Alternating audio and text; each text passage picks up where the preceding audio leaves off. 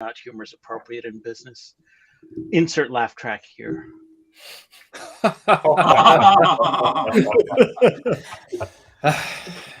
Good morning, good afternoon, everybody. Welcome to this week's digital download.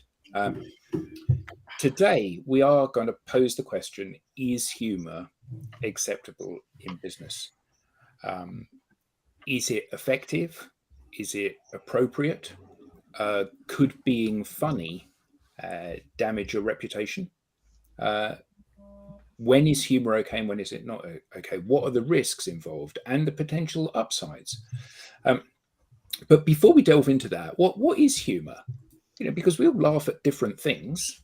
There's physical humour, there's sarcasm, there's irony, there's pathos, there's intellectual humour, there's puns. Is it all okay? Is it all not okay? Is some stuff okay? Is some stuff not okay? How do we know when something is funny or not? How do we know whether or not it's going to work? As Tim will attest, my jokes do not travel well. When we've been abroad and I've tried to insert humour into a training session we've been doing, I might as well have been speaking into the abyss for all of the laughter. But also with humour, particularly with kind of stand-up comedy, bad language is often very closely intertwined with humour. Now, I am a swearer. I'm not offended by any swear words. There's very little that you can say that might offend me.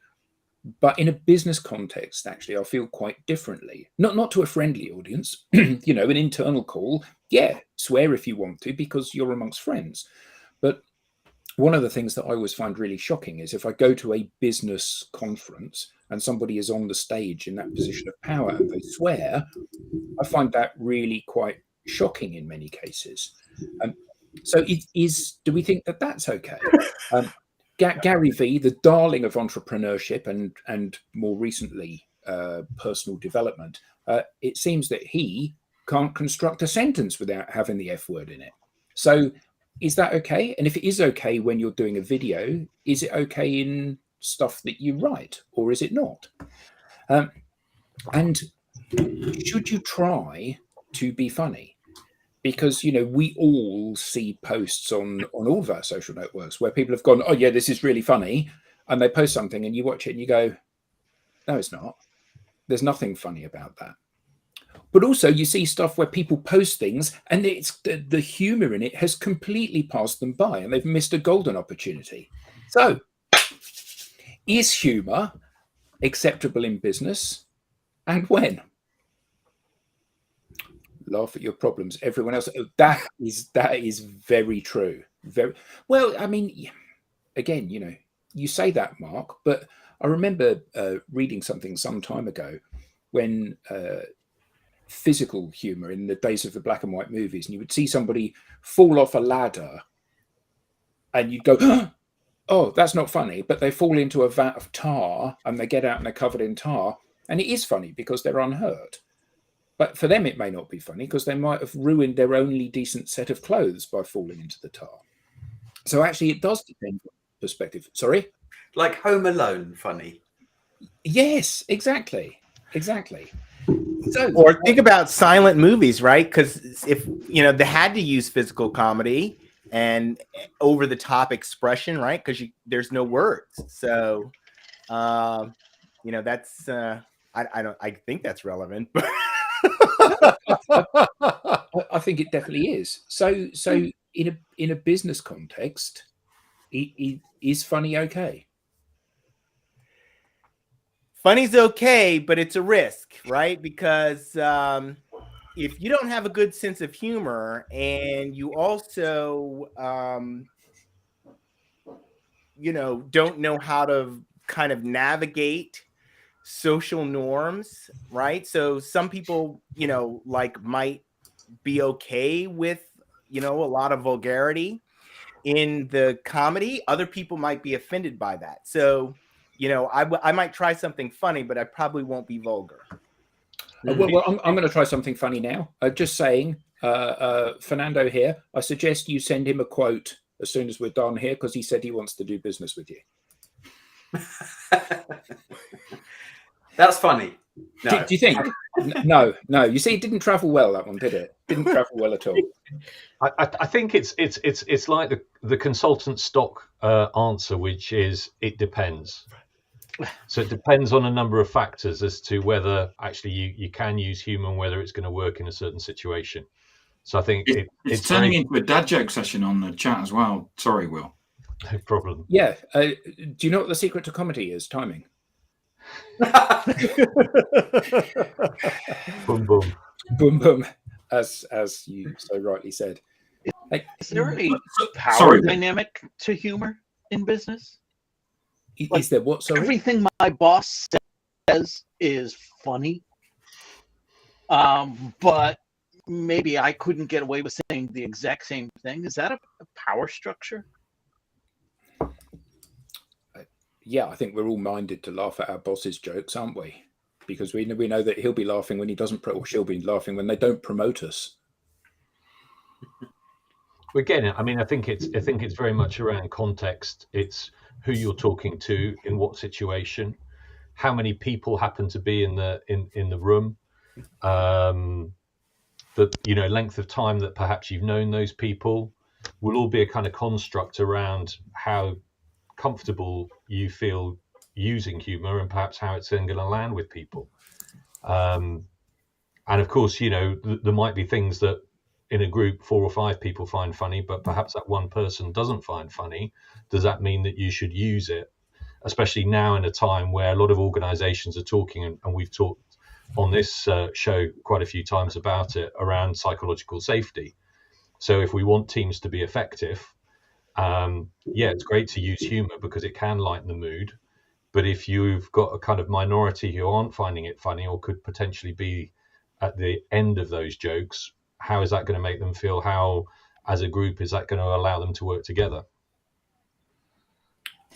Yeah. And I think there's that piece of it. And then there's also kind of the individual, do you find yourself to be funny?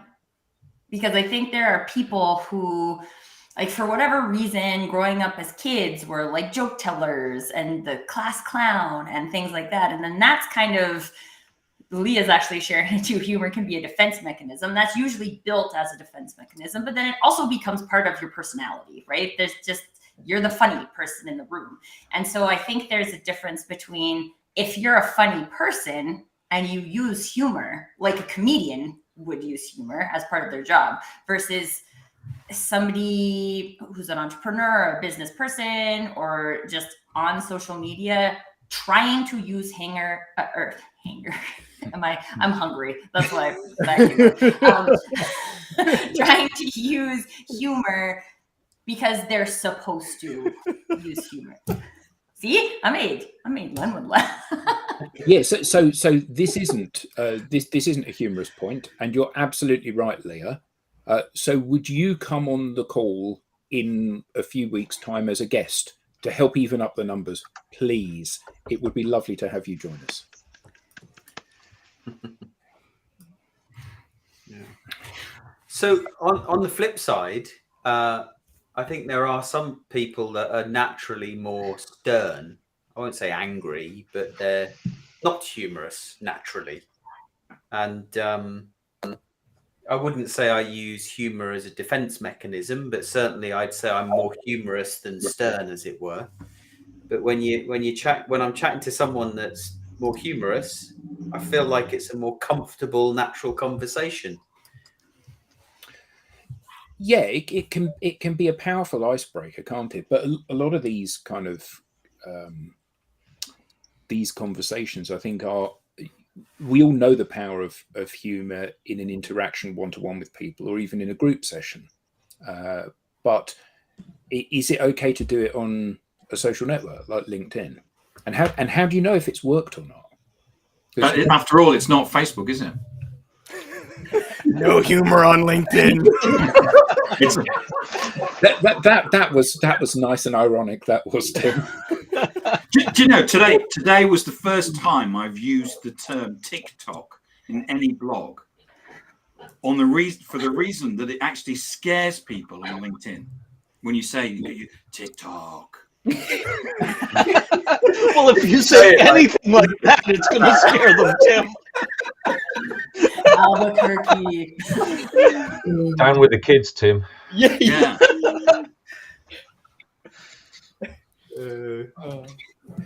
I really do believe there's something that Rob's made, and he's made a couple because he's referred back to Ken Robinson. So Ken Robinson, and if you haven't seen his TED Talks, they're really worth it because it's all about learning and education and everything. And Ken was originally Liverpudlian, so you know, in the UK, Liverpudlians usually are well known for a sense of humour, and he uses that in a very self-deprecating way, and it's really effective in terms of the way that he comes across. However, there are certain cultures that if you are kind of separate, self-deprecating or kind of lower yourself, that can be kind of damaging in terms of then how you perceived if you're kind of talking yourself down and you're using humor in that way. So again, I think it comes back very much to kind of context and the situation that you're in and the people that you're with as to, you know, is that humor going to translate into their perception? Is it the same as your perception? Yeah. In fact, a friend of mine once referred to himself, he wrote that he had a self-defecating sense of humour. which I don't think is precisely what he meant, but it had exactly that effect on the audience.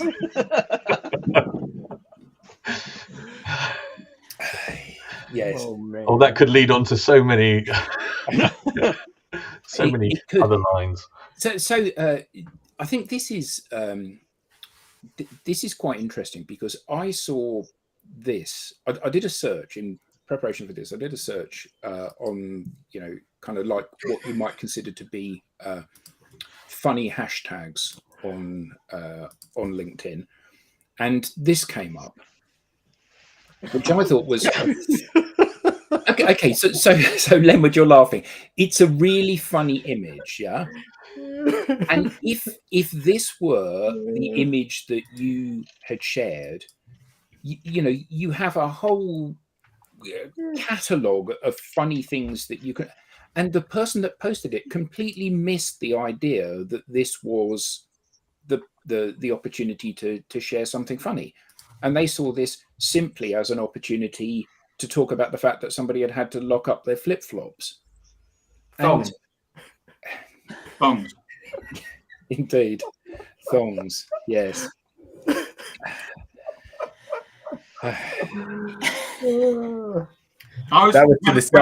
Adam and I were in Australia, we were invited to a thongs party. Now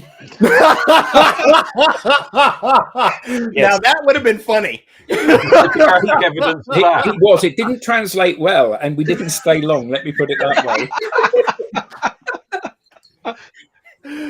You pack your budgie smugglers, but not the thongs. Yeah. A whole world of opportunities. You'll never get that image out of your head, will you? Nobody needed to see that. Nobody needed to see that. But I do think that it's really interesting that that, you know, we are all as a group up for it. You know, we're prepared to say funny things. We're prepared to get some laughs. We're prepared to be the brunt of some of the laughs as well. The audience are all cracking jokes, you know, hand over fist. They're coming in, you know, funny comments. Brilliant. Yeah, the engagement is amazing. Yeah, and what's lovely is that everybody is trying to raise the bar. You know, I'm going to do some foot assurance. Yeah, exactly. I'm trying. Everyone's trying to raise the bar to say something funnier than the last person, to reference other things that people have said. But actually, this is not the norm, is it?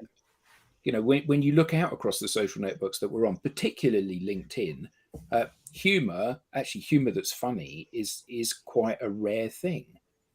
You know, normally it's very dry, very boring. It gets no interaction, and you know, humor can be a whole host of different and wonderful things. So here's something else that I found. Now this is boy humor, and I say boy humor because my wife didn't find this funny at all. So this is a Can I make that bigger? How's that? Yeah, so this is a bunch of guys standing in a row, each one with an elastic band around their leg, and each one has a rubber chicken in their mouth. So every time they laugh, obviously, or they explain because it hurts. Now, obviously, yeah. Now, obviously, from a business context, that has zero value. I mean, nobody's going to watch that and go, "Oh, yes, that's the accountancy practice that I should be doing business with." No, but those are the rubber chickens I want to buy. But joking aside, the thing is that you would see that, and you would see the person that had posted that, and you would say quite the reverse, wouldn't you? You would say, that's exactly the kind of person that I would want to do business with, because I know that working with that person would be fun. So what do we think about that sort of humor? What do we think about that sort of slapstick, stupid humor? I think you bring up something interesting, Adam, in the humor because it has business value and humor because it has human value. Right? There's like the opportunity to have a real. Oh no! Oh no! What's happening in the chat? We have much different visions of funny. Let me just say that. But I think this is the point, right? Because when we're on LinkedIn, a lot of times our intention is related to business value. And then so if you look at humor and say, like, what's the business value in humor? It's a different conversation than saying, what's the human connection value in humor? Exactly. And it wasn't as simple as the dots that you connected, Adam. It wasn't, well, I see no business value in this, but this is somebody I want to do business with. The dots don't go that straightforward. This is somebody I want to connect with. And then you connect with them and you exchange information and you build that relationship. And then, oh, yeah, this is somebody I would even want to do business with. And that's, I think, where part of the challenge is. If I post something humorous, what's the ROI? And that's, it's just not there. I don't know. You say that, but humor in all of its different forms. Now, granted, a bunch of guys flicking each other's legs with rubber bands whilst, blowing on rubber chickens actually arguably doesn't have a positive or very much of an ROI. But not directly anyway. Yeah, but this might have.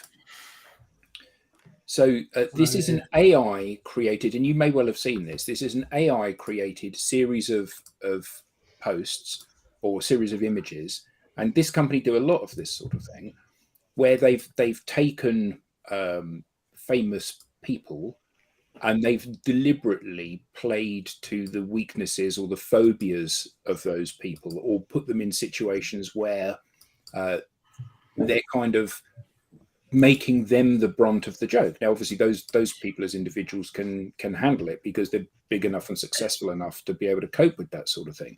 I don't know if Trump can handle it. No, I'll give you that. He's certainly not having a good week at the moment, is he? But that's had 3,700 likes as a post, and they have this company do a huge number of these posts, and all of them are in a similar kind of vein. They're quite eye-catching things. They're quite entertaining things. You could argue that they were humor. Now, the ROI of that is that it's had 1 million views. So if you've got your designers or creatives to pull something like that together, that'll outperform any advert, won't it? Yeah, but it requires, right, a sense of humor, right? Because they obviously, those people weren't in those circumstances. So when the AI created the juxtaposition, right, for the camp, they had to make a determination about whether that was the right kind of image that would evoke something funny, to the audience, right? So there is this idea of a sense of humor. Some people just don't have a sense of humor. For whatever reason. I mean, I can't explain the contours of how humor works, you know, but some people they just don't have it, or they don't know what's appropriate in the circumstance. They can't read the room, can't sense. And we've all been in a situation, I'm sure, where we thought that moment was the right time for something funny, and it maybe wasn't quite. So we were left standing there, like, you know, with total silence, or The tumbleweed. Yeah, exactly. You know, I've Mark, certainly been there many times. I think we just should say Mark is absolutely on fire here, isn't he? You know, there's just a constant string of these. But the one that's playing on my mind is this from Mikhail. Humor is like a screwdriver. In the comments, we haven't had the punchline to this one yet, so I'm quite looking forward to that when it arrives. Can I share my piece of content? Please. Yeah. So, so this is from Daniel Creasy at Panasonic. What he's done is that he's employed a virtual PA, and he asked the virtual PA to come up with a set of PowerPoints to convince his boss that he should spend all his day creating TikToks rather than being a marketing person. And so the virtual PA actually decided to write a letter instead to his boss. And this is posted on LinkedIn. The link to it is in Adam Gray's LinkedIn. So it says, Daniel and I consider this a breach of rights as a content creator, and as such, we'll be issuing you with a verbal warning where I will require you to reply to this letter with a phone number so I can verbally warn you, or else I will look weak and ineffective. So please reply as soon as possible. And Daniel tags his boss. But the best thing here is the boss's reply, isn't it? Yeah. So the boss's reply is, Dear Michael, thank you for your letter. It's worth highlighting that I don't prohibit Daniel Creasy from using TikTok. I just suggest that he considered the balance.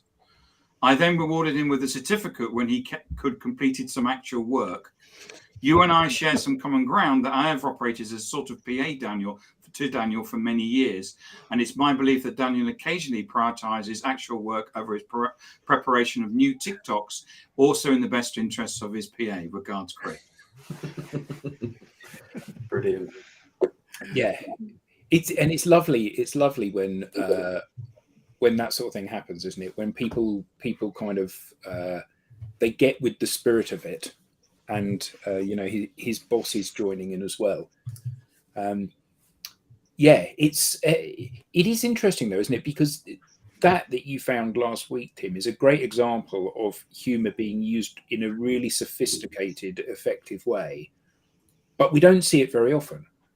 What you see normally, if you search on the hashtag humor or funny post or funny video, or whatever, what you see is a whole load of people that are trying to be funny rather than people that are actually being funny. And 9 times out of 10, they're completely missing the mark. Real humor is hard.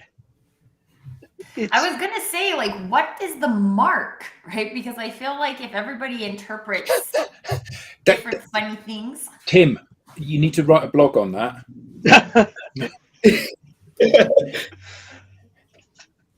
I'll give you a quick story. I was once tasked with going to a meeting and writing up the meeting minutes for the whole department so that the whole department did not have to attend this meeting. It was one of those eye roll meetings. You spend an hour and a half in a room with 40 other people, and nothing really comes out of it. So AI does that now. yeah, exactly. I was low man on the totem pole, and I was sent to just take the notes. Go represent us and let us know what came back. I had done that for a couple of weeks in a row, and of course, nobody was reading the notes. I knew this because when we met as a team, questions would come up regarding something that was covered in the notes. So the next time I went there, I came back, wrote up my notes to the theme of Gilligan's Island. Everyone read that memo. That's the only memo I can ever remember writing. But when you're able to pull off humor like that, it makes an impression and it makes an impact. That was the hardest memo I ever wrote. Humor is not easy. And it's all to do with timing. So you've seen some comments from Mike Stoner. I know Mike. I've worked with him for about 12 years. Originally a translator, now a coach. And Mike would be brilliant when he was doing translation because he would always inject some humor into that. And especially in a kind of afternoon session where there was a lot of talk and you were needing translation. Mike would always add a couple of things in which would keep people on their toes and keep them awake. So I think again it is very much that kind of timing part, and as you say, Rob, joining that and making it memorable for people in the right way. That's got to be one of the hardest jobs to inject humor credibly, right? Because if you Mike was an expert at it. You've injected humor when you're translating, and it's not actually what that person was saying. You have to be very careful. And Mike always had the kind of the right level with that. Yeah. Still does have the right level with it. Nice. So, has anyone else got a bit of funny content they'd like to share that we can debate and see what the audience think about it? I got some more if you want it. Sure. By all means. So this is Andrew Jenkins asked Chat GPT. For you old people out there, that's artificial intelligence. And he asked Chat GPT to write a social media strategy using a Millennium Gen Z slang. Huh. So I'll read it out to you. Yo, what's up, my peeps? Have you got a baseball cap that you could put on backwards? Gen Z crowd, then listen up. First things first, you must create some lit content that will get you followers hyped. Make sure your content is fleek and uses some fast slang that will resonate with your audience. I really like that. In that parlance, Tim, that was sick. It's dope, isn't it? It's dope. Although, Will, they don't use sick anymore. Oh, well, Yeah, that will date you. Yeah. Gents, what is it? Oh, I don't know. You're gonna probably have to ask Jude. It seems like I don't use the correct terminology. You're way too old, aren't you? I am. Yeah. I was gonna say I feel like peeps is in my vocabulary. That reminds me of a time when I tried to lighten the moment with an executive vice president that I used to report to. I've told stories about her many times, but she was asking me to do something that was very challenging, and it was going to take me a long time. So she's asking me to do it, and I said to her, "That's going to take me a minute." And she said, "Oh, that's great.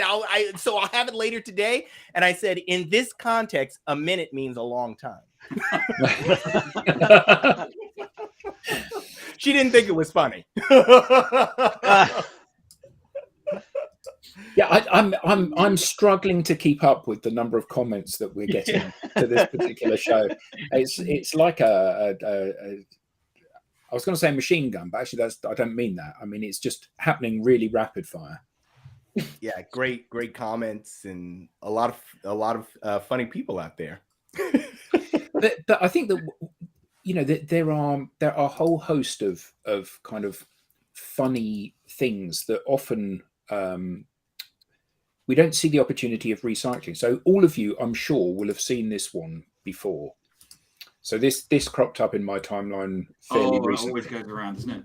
Yeah, which is a great response from Cadbury to somebody that wrote a job application letter saying that they were a secret service agent and they included some money in it, nudge, nudge, wink, wink. You know, if you give me the job, I'll see that you're all right. And it's just, it's funny that they didn't just bin his application. They saw it for what it was and decided to have a bit of fun with their response to that.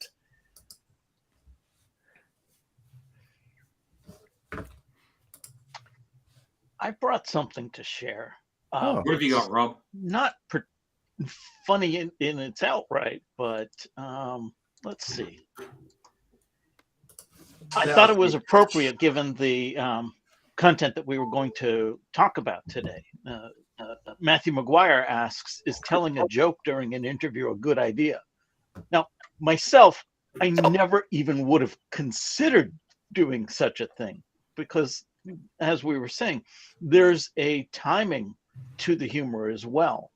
And in an interview, I don't even know that self-depreciating humor is the right tact to take. But I did want to share some of the comments. I found the comments pretty interesting. A recruiter asks a candidate, why did you leave your last job? The applicant replies, it was something my boss said. What did your boss say? They asked. You're fired. That's a good one. And the other one, tell us a little bit of something about yourself. The candidate says, I'd rather not. I really want this job. Well, there's that lovely meme as well, isn't there, of the guy that's sitting in an interview and the interviewer says to him, so what do you think is your greatest weakness? And he says, my honesty. To which the interviewer says, I don't think honesty is a weakness. And the guy says, I don't give a crap what you think.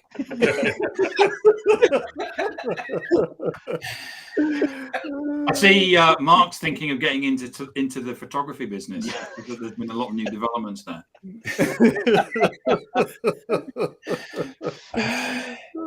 Yeah, Mark should do stand-up, really, shouldn't he? Because he just has an endless stream of these. Go on, gents, you had some stuff to bring. Was it you, Jensen, or you, Jordan, that had some stuff? I've got some stuff that I can share, for sure. Yeah, that doesn't surprise me because you definitely have a good sense of humor. Yeah, well, I'd like to think so. But you haven't seen some of Jordan's, right? Jordan's videos. They are, oh man, yesterday I was watching one. Oh my goodness, that just had me. I was like grabbing my stomach. It was so funny. I can't remember. Anyway, you've got the hair and you're doing the video. Welcome to the funnel. That's right. Welcome to the funnel. Oh my goodness, that was brilliant. Oh, it was so funny, folks. You got to see these videos. Yeah. Go to Jordan Abbott's profile. Yeah, check out Jordan Abbott's profile. Absolute brilliance. Sorry, go ahead. Perfect. Yeah, no, I mean, what I've got is sort of on a similar track to that. Sort of trying to take something in there that's nothing to do with business and then create a sort of business narrative to it. So if I share my screen.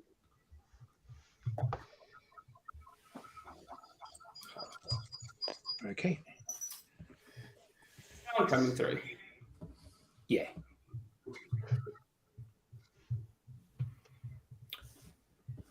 Oh yeah, no, we can't hear your sound. Oh. Yeah, that's the thing. You got to have the.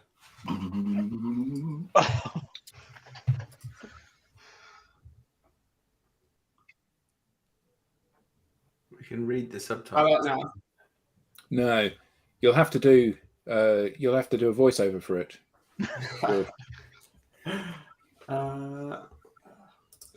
Could I put it in? I'll tell a quick story while you're working on that. Yeah, do it. Okay, so when I was in college, oh boy, I'm dating myself. Oops. Okay, anyway, Bill Clinton was president, and he was coming to the campus, and they had some students acting as part of the advance team. We were all doing different things, and we were in a hotel suite, a group of us. working to get things ready. And a Secret Service agent comes in and said, I can't recall what Clinton's his name was, but he was calling, let us know, he's going to be here pretty soon. Let's make sure that we get, it's a very tense moment, right? Because the president of the United States is coming. We're going to be working this situation. And he says he's going to be here pretty soon. So we got to get ready. And, I could feel the tension in the room. And I said, we've mapped a route past McDonald's. Dry humor. The Secret Service agent comes back with, he likes Pizza Hut too. So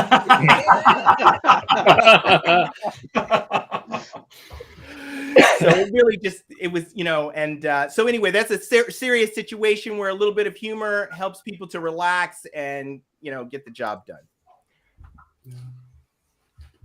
Okay, So Jordan. I think I've got it working.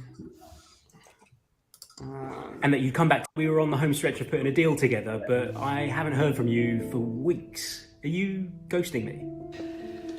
Did I not clearly explain the circle of trust to you, Greg? My name's Ollie, it's not Greg. And you said that you were reviewing the contracts, but initially everything looked good, and I was officially inside the circle. And that you'd come back to me 100% the next day just to confirm. That was 4 weeks ago. Then is there something you want to tell me? Well, we agreed that EBSTO identified the challenges that you're experiencing regarding identifying risk in your pipeline and gets you to your desired future state. Didn't we have a discussion yesterday in the car about this? Yes, we spoke while you were driving, but again, that was 4 weeks ago. See, if I can't trust you, Greg... Ollie, my name is Ollie. Then I have no choice but to put you right back outside the circle. And once you're out, you're out. You can trust me. I want to be in the circle. I love the circle. There's no coming back. So are you saying the deal's dead then? Well, then tell me the truth.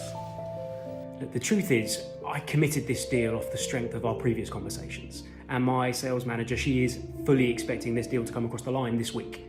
But she actually has no idea that you and I haven't engaged in any way, shape or form over the last month.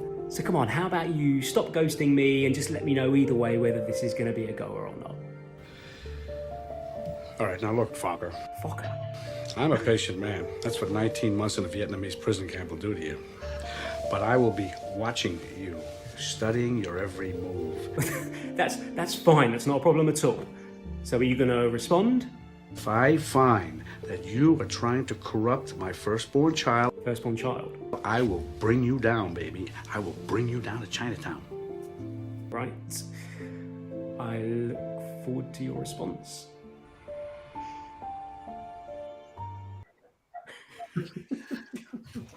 Very good. Nice. Yeah. And I just to go back to your comment, Lenwood, about trying to break the ice and bring people's sort of guard down. I try to, with as many connection requests as I can, to include a joke that's about their business, because I think, one, it sort of brings a smile on people's face, and two, to be able to actually be funny, you have to have a fairly good understanding of what it is this other person does. So you're sort of, it's a two-pronged approach. It's sharing that you understand their business, but also you can bring light to it, right? I try to do the same thing, a joke about their lousy profile, but it doesn't work.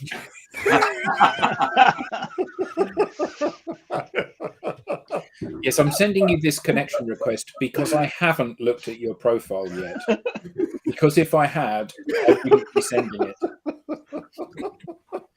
What do you call the opposite of self-depreciating humor? Oh my goodness. Yeah, it is a minefield, though, this, isn't it? It is a minefield because it's if you share something that is funny, you tend to polarize your audience, don't you? Because some people look at it and they go, I don't get it, or I don't think it's funny, or I find it offensive. And other people love you for it. So how do you divine that marketplace? How do you do stuff which is funny but safe? I don't think that's the right approach. I think that the right approach is to be, I hate to say that, I mean, gets overused, but just be authentically you. Just be yourself. Because what brings it to mind is someone who was, it was actually some advice about pitching venture capitalists.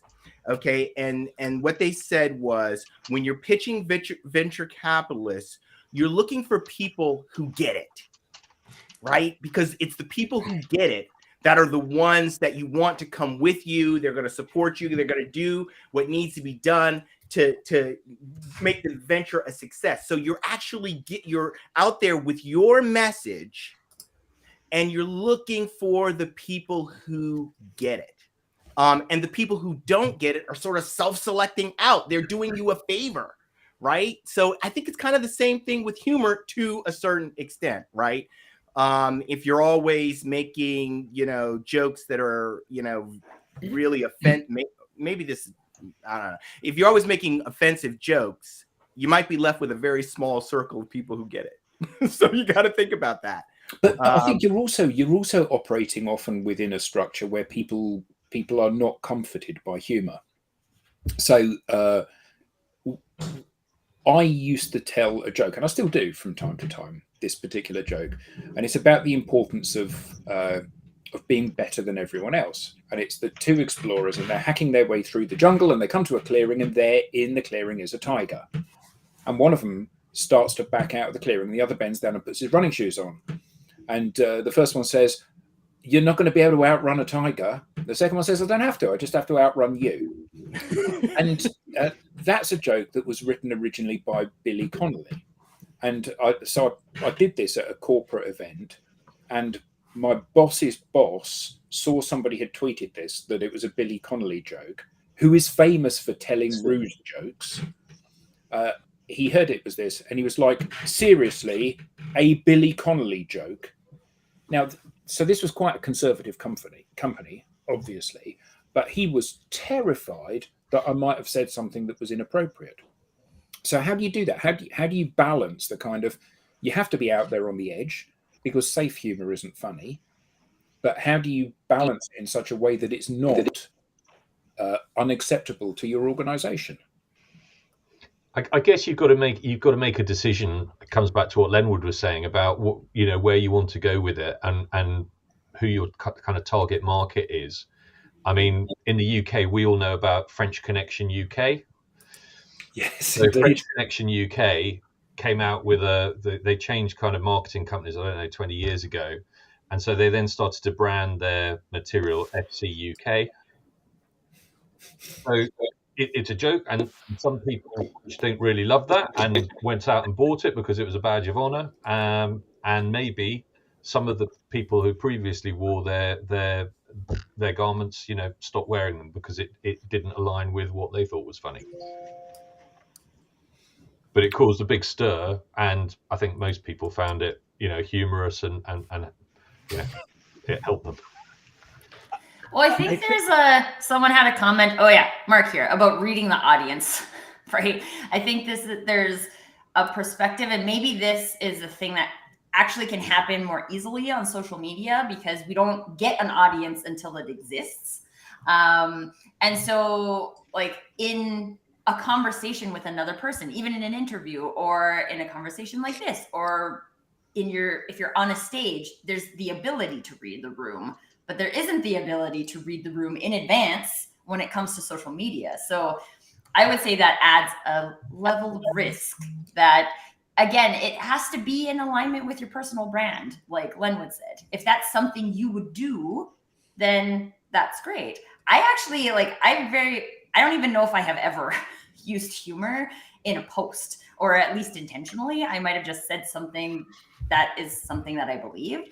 But I think in conversation, I do it quite often. So it's kind of just the how would you do it? Would you do this? Would you not?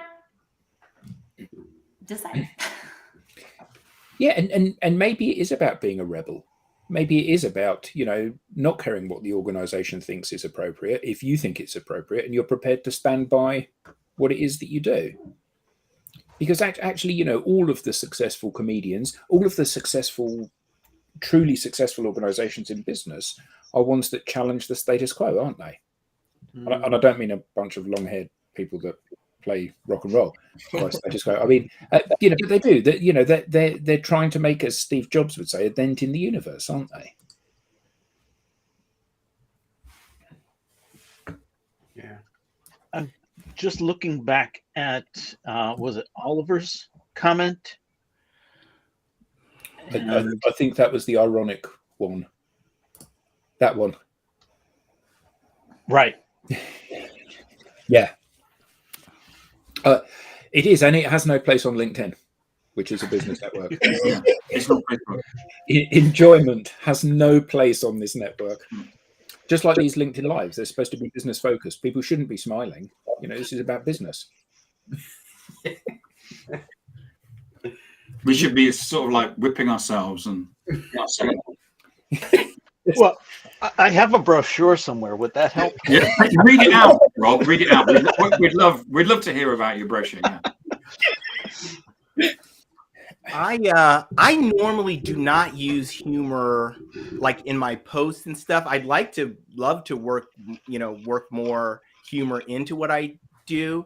But I did use some humor. I did use some humor in a presentation for another LinkedIn Live that I do. It was the first LinkedIn Live, and something kind of funny had happened before, and I thought, this will be funny. I couldn't tell whether it went over, but basically what I did was I was explaining how I had this idea. And I said that I had captured a picture of myself at the moment the idea had formed. And then I showed a picture of me with the at the moment that I had captured it. And here I'll just share it so you can see. Now you can show that guy. That was me at the moment. And this was like maybe one of the few times I've used humor. That's me.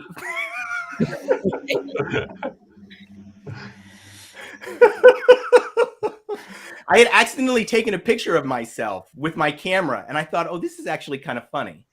And I used that in my presentation. So anyway. I think part of this is about identifying what humor is. So unfortunately, we don't know who said this, but this is the first person that said no. It is not appropriate. And it came out as LinkedIn user, isn't it? Yeah. If you wrote that, could you type in your name or something? Because I want to know you, humorless bloke.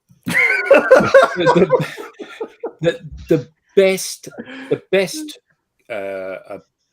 retort to that is that we worked with this particular company a few years ago, Telstra, and one of the guys has just done a post. He has moved now to Devon, and he travels in from Devon, which is quite a long journey, to London once a week. And Devon is where Penguin Books were formed. And the guy that founded Penguin Books had a bookstall, I believe, on Exeter Station platform. And this guy we worked with, Daniel Rendell, did a post about a vending machine. So this morning he sent me. Oh, let me see this.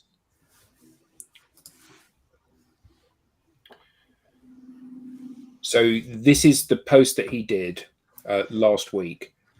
He's had 30,500 likes and over 2 million impressions. Wow. Of this, which is staggering, isn't it? Absolutely staggering.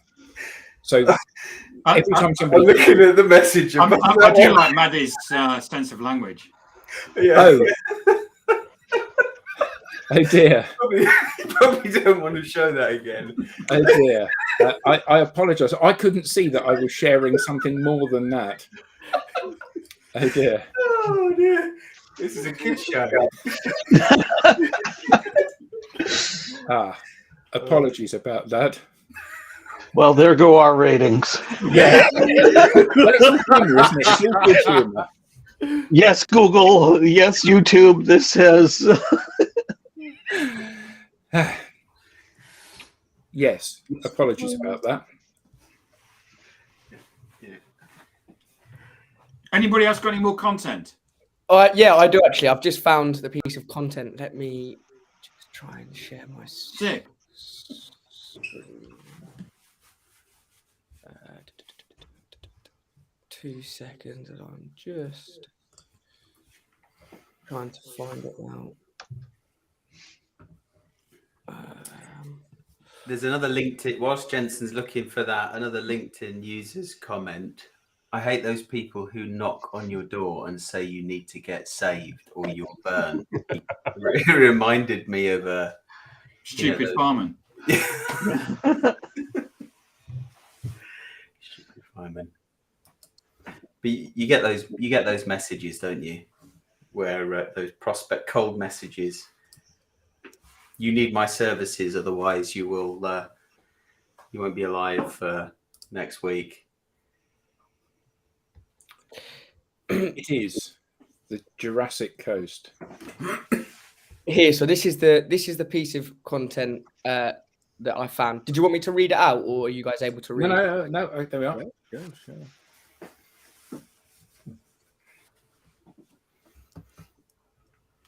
So we find.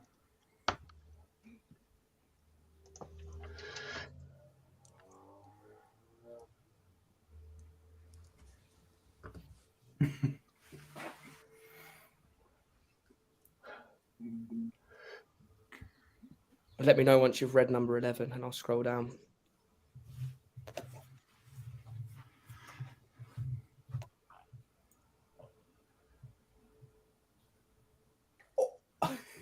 Yeah, go on.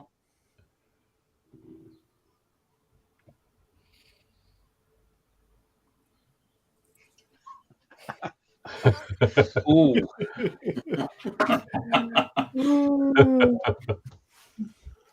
And then the final piece of content. Can you now see my new tab? No, Not yet. have- You've come have back to into the. share. And I'll then share the new tab. Can you can you see it now?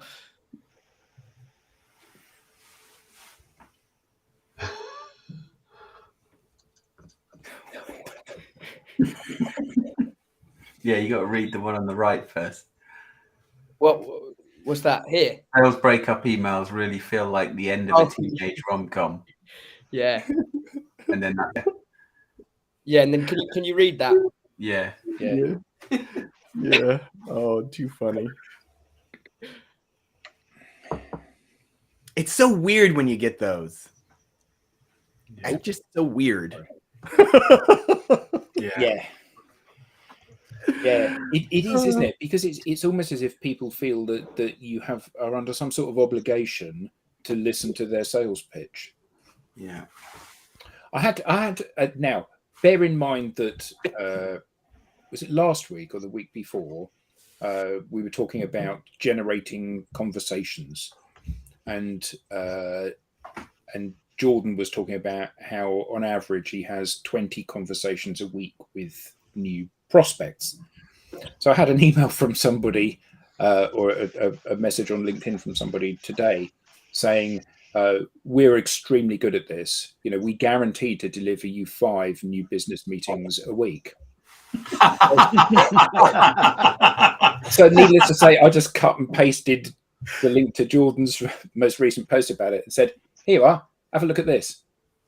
It's just unbelievable that people do so little in terms of due diligence before outreaching, isn't it?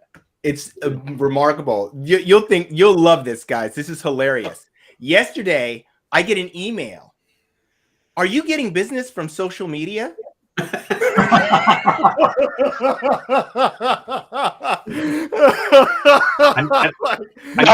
Edward, is that what, from someone who's got 500 connections? I didn't even go any further. I just laughed. I just sat there. I immediately thought of Tim and Adam, and I said, this person is definitely not appreciating the irony of this. I got one the other day that said, "Have you thought about starting a podcast?"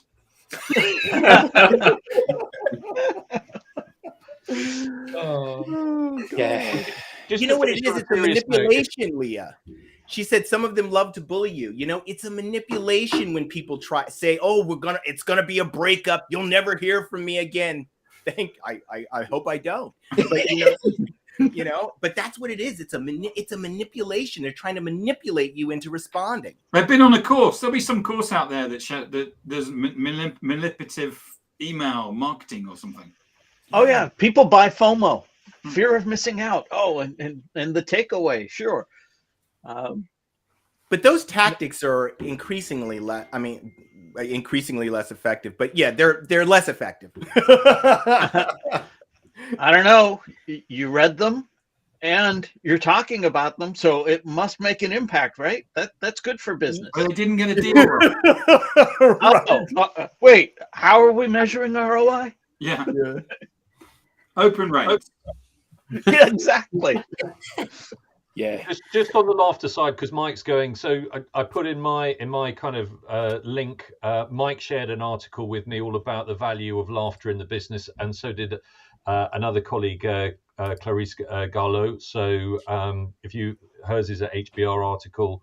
So if you want to have a look through my link to this event, you'll find some of the science to go behind what we've been talking about. Perfect. So before we wrap up on that, one of the things that keeps coming up for me is the intention behind the humor, right? So sometimes people use it to break the ice. Sometimes people use it to make themselves more comfortable. Sometimes people use it because they think they have to use it, right? I think there is an interesting, even in all of the examples we've looked at here today, if we had an intention with the humor to make people feel more comfortable, and our humor made people feel more comfortable, then hey, high five, good job. If our intention was to make people feel more comfortable and we made people uncomfortable because it's the wrong audience or for a variety of reasons, then maybe we'll look at that. So I think that there's an important intention piece that comes into play when we're talking about humor. Are you using it? What are you using it for? Why are you trying to make something funny? That's a really good point, Tracy. Very good. So, Rob, you were keeping score at one point. How many comments have we had? Oh, I wasn't keeping score. Restream was just kind enough to let us know we achieved a new record. Oh, right. Okay. We've had over 100 comments at our halfway mark. Yeah. So this has been by far the most interactive episode of the Digital Download. It certainly has. And I mean, we've just had some fantastic input from the audience. Thank you all so much for that. Absolutely brilliant. And I think interesting point, because I know for me, I have something I do right after. So I'm always kind of watching the clock to see where we are. And today, the first time I looked at the clock was 45 minutes in.